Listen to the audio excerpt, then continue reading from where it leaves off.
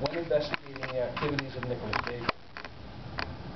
During most of the month of October 2008, Mr. Baker was being investigated for the theft of a motor vehicle and credit card fraud.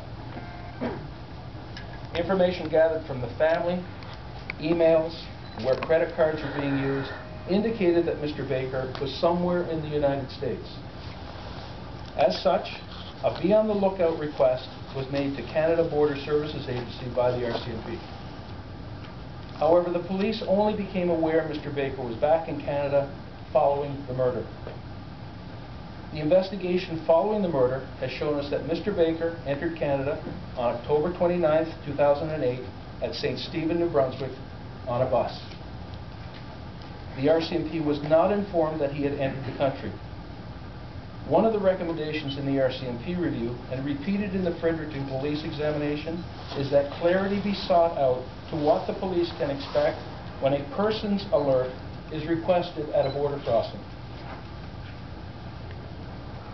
The review stated that the investigations that were ongoing at the time of the McAdee murder were following a logical sequence of events, and I'm quoting from the review here. The review did not surface any significant contravention of policy and or procedure in relation to the actions taken by members involved with the McAdee-Baker investigations. All criminal options were considered and being pursued at the time Mr. McAdee was murdered. Mr. Baker's flight to the United States, his whereabouts unknown, complicated efforts to deal with both the criminal investigations as well as concerns for his mental state. End of quote.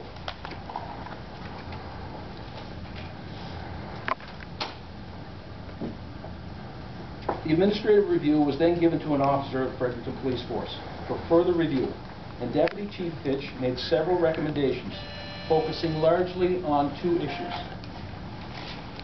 One being that the investigational focus by the RCMP was primarily on the theft, fraud, and mental health well-being of Nicholas Baker, and not on the possibility that there were factors which could lead to domestic violence. The other is what Deputy Fitch calls the communication breakdown between Canada Border Services and the RCMP regarding Nicholas Baker's return to Canada on October 29, 2008. In the review, there is a recognition that points out the difficulty in piecing everything together, plus the fact that the man eventually charged with first-degree murder in the case was believed throughout the investigation to be in the U.S.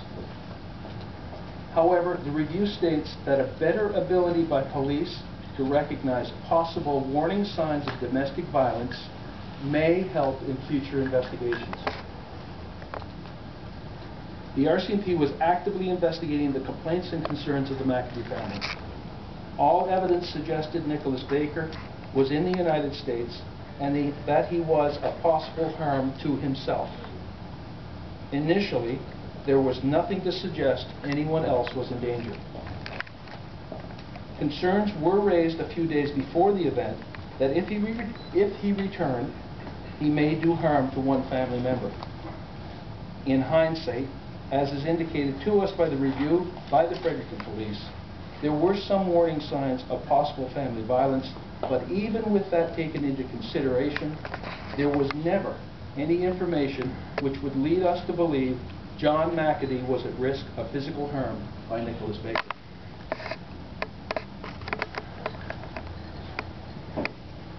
As I have pledged to the McAdee family that I will respect their request to privacy, I will not reveal all of those warning signs.